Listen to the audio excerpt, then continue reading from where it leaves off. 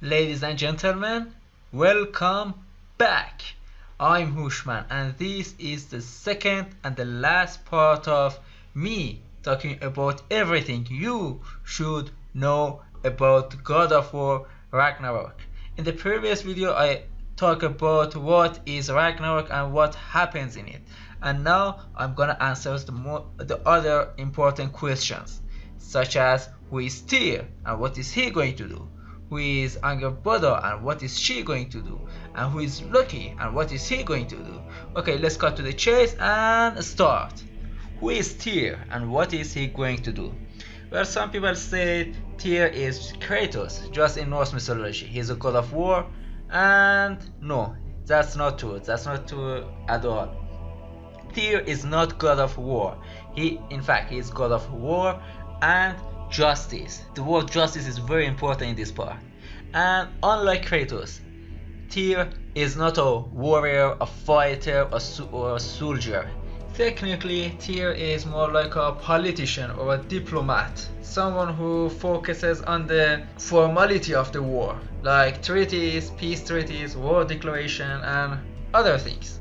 And I should mention there is a very big difference between Tyr and other god of wars in different cultures. Tyr doesn't enjoy war. He doesn't love domination, he doesn't love conquest. He is a wise man and he wants to use his wisdom in order to make peace between people and cultures and races. So, although he is god of war and justice on the paper, but I think it would be better to refer him as god of peace and wisdom. And as I mentioned, he is not a big fan of war. In fact, he uses his wisdom and ability and power to end a war or stop a war before it begins. And this is the reason why he is hated by other gods such as Odin. By the way, I should say this part of the story. Tyr is also known as one-hand god, because he has one hand. And why he has one hand, it has a very interesting story. Remember Fenrir in the last episode, the giant wolf that's supposed to kill Odin in the Ragnarok? Well, when Fenrir was born, gods tried to kill him, but Loki stopped them because Fenrir is his child. So gods decided not to kill him for now. But later, when Fenrir grew up, he became stronger, and even more powerful. And at that time, God knew they had no chance to kill him. So they decided to chain him to a place and lock him in a place in order to be safe from him. So what happened? Every time they used any form of chain in order to tie him to a rock, to a place, they failed. And Fenrir easily broke the chains. One day, gods, by the help of a dwarf, managed to create a very special chain made of very special and rare materials, such as root of a mountain, beard of a woman, and birth of a fish. How they did it, I have no idea. I just know they did it. Anyway, when they decided to try the new chain on Fenrir, Fenrir was sure something was dubious, something was fishy. So he said, "You can't chain me, but one of you should put his hand inside my mouth. And if I found out you're not gonna release me after I was not able to free myself, I can bite off his hand." And he asked for volunteer, and no one was volunteer. No one, except Tyr, because he was god of justice and he believed in justice. He get closer to Fenrir and put his right hand inside his jaw. And the gods tied him to a rock with that special chain. Fenrir tried so hard in order to break the chain, and he was not successful. And all gods were happy about it because they eventually get rid of the main problem of Ragnarok. If the wolf is chained to a rock, it cannot come and eat Odin, so the Ragnarok will not happen. And they all were happy about it and started laughing and celebrating this great achievement. And it was the moment Fenrir found out it was a trap. And now he's chained and he cannot do anything. All it could do was biting off Tyr's hand, and it was exactly what it did. He bit off Tyr's hand, and after that Tyr was remembered as the one God hand. I mean one hand God. The one who sacrificed his right hand for justice and also saving Odin's butt. And that's the most important story you should know about Tyr. Also, I should mention that Tyr was a big fan of traveling all around the world and discovering other nations and learning about their cultures and ideas, because he was sure that when two nations know each other very well, they wouldn't fight or start a bloody war. And this is the reason why he traveled everywhere and tried to learn everything. Okay, enough talking about Tyr. Let's talk about the most interesting character in God of War Ragnarok, that we know nothing about her. Let's talk about this girl. The girl whose name is Angrboda. And now I'm gonna explain who Angrboda is and what is she going to do. Well, to be honest, based on everything we know about Norse mythology, we know nothing about Angrboda. We know nothing. All we know is she was Loki's wife and mother of Fenrir and the world serpent. That's it. That's everything we know. In the entire Norse mythology saga, she just was mentioned once as mother of Fenrir and Loki's mate. We don't know where did she come from, what happened to her during the Ragnarok, what happened to her after the Ragnarok, how she met Loki, and how she and Loki gave birth to such a things, a big wolf and a big serpent. And yes, I know they are gods and giants and they can do whatever they want. But how? Just look at this. How?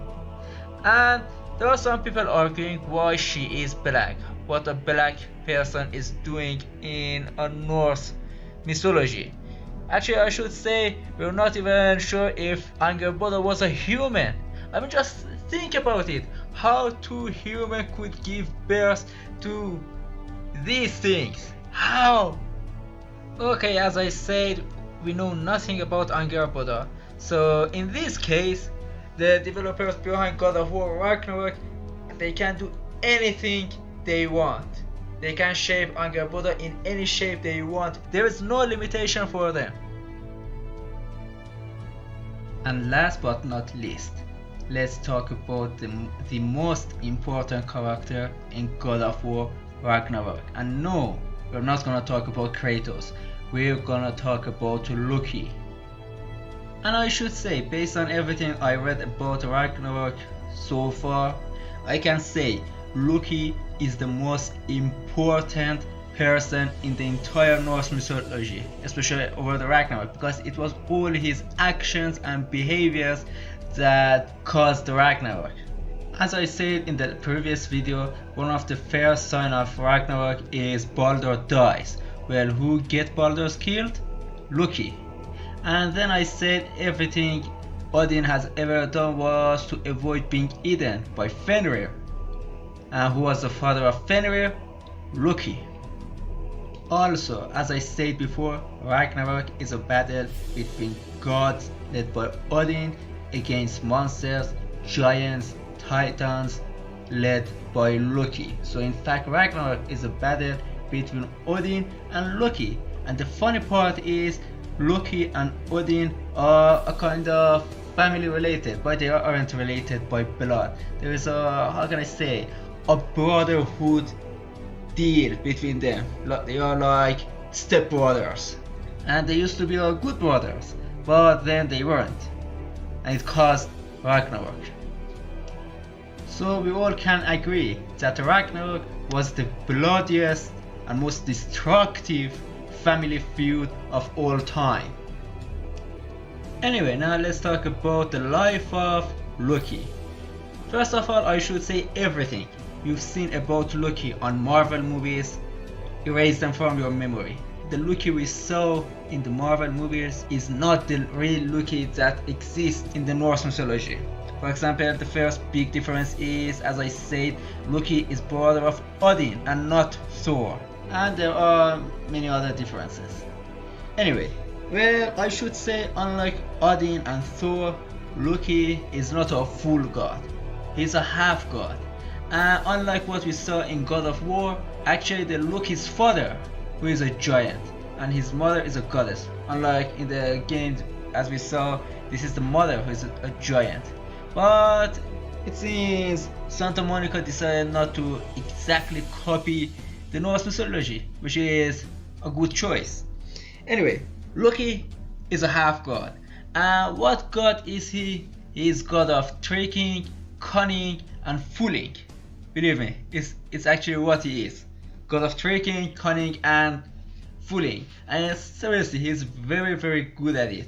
And I should say, he can change his shape and sex into anything he wants. Boy, have you nothing to say? Can I turn into an animal? Can you turn into an animal? And yes, he can turn into an animal. So this is a good news for the boy, isn't it?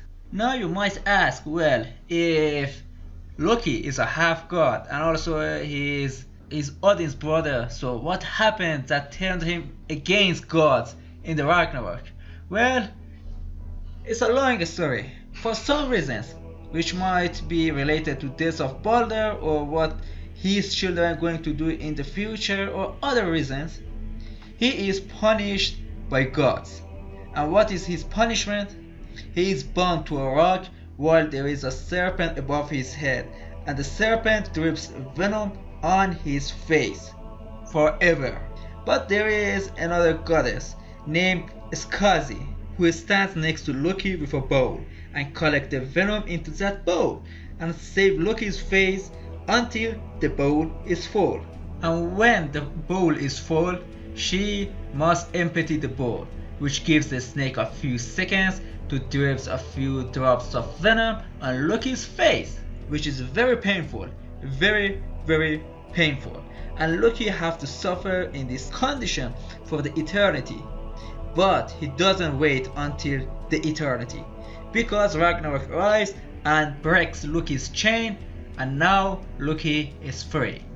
And he comes back to take his revenge from God. The final battle between gods and everyone else in Ragnarok, which will end the world once forever. A battle that has no winner, just losers, like any other battle. Ladies and gentlemen, thanks a lot for watching my video. What do you think about Ragnarok and everything that's going to happen in it? What do you think about Tyr, Angrboda, and Loki, and what they are going to do in the next God of War game? Comment it under this video and let's know about it. And that's it. If you enjoyed this video, please leave a like. If you didn't enjoy this video, leave a dislike. And if you think there are people who might enjoy this video, please share this video with them. I really appreciate it. And for more videos, please subscribe to my channel. And that's it. Thanks a lot for watching my video. Until another video, take care of yourself and have a fantastic and fabulous day. See you later.